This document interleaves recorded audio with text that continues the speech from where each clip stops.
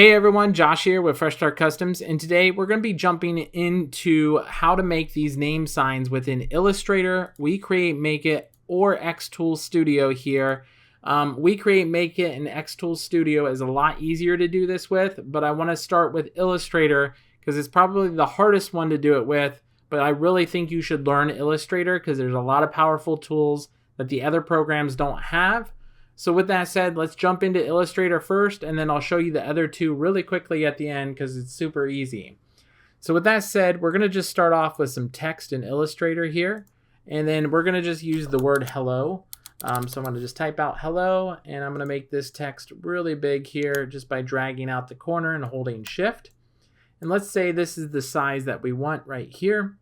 Right now, this is an editable text. What that is if you double click, you can type in anything that you want to change the text, and that's not going to work in a laser. We need it to be a vector. To do that, all you got to do is click on type and then click create outlines right there. Now it is a vector format. If we double click on it, it is individual options here to select. Now what we want to do is create a copy. So you can either control copy and control paste. We're going to hold down Alt and Shift and then just drag it down in Illustrator, and that'll make a duplicate. Super easy for you. Now what we want to do is, since this text right here is going to be a score, and essentially what we're going to do is make the bottom base layer here. So we're going to turn this into a score by creating the lines as a blue line here, and then creating the fill as no fill. And then our outside text here is this bottom layer here. Is going to be cutout. So we're going to make that no fill again, and then we're going to make red for cutout. I always like to do red for cutout, blue for score. Now what we want to do is select this scored text here, and we'll click type, and then go to, go to object, and then path, and then click on offset path. That's going to show you a preview as long as you have this preview box checked of what it's going to look like with the offset path for the background here, the back cutout board. I'm going to leave it at 0.2, and you can change that if you need to go bigger or smaller. And then you can either make it like squared off or rounded. I'm going to choose rounded and click OK. And then we're going to change that to a red cut path here. And we're going to merge or unite this together. We're going to click unite like this. If you accidentally clicked off of it at this point, you can ungroup this design by going up to object and then ungroup if you need to, if you have the whole design selected. But I always like to leave it like this so it's automatically grouped on import.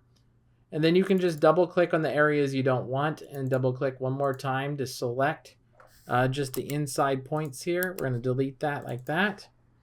And you now have your sign made. So this score will look like these letters here that's scored, and then the outside it would be the wood that gets cut out. And then this right here would be the wood that gets cut out for the name itself. I know it went super fast there. If I didn't clarify something, let me know down in the comments below that you need clarified. I'm just trying to keep this video as short as possible.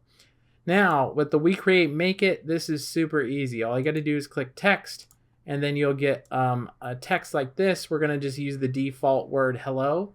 And all you got to do is come up to offset. You're going to click on offset, and you can make this scale bigger or smaller. Hopefully you can see that. Let me undo this here. I'm going to drag this over so you can see that.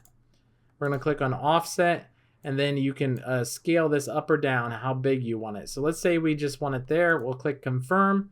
And you're almost good to go there. All you got to do now is copy your text and paste it for your cutout.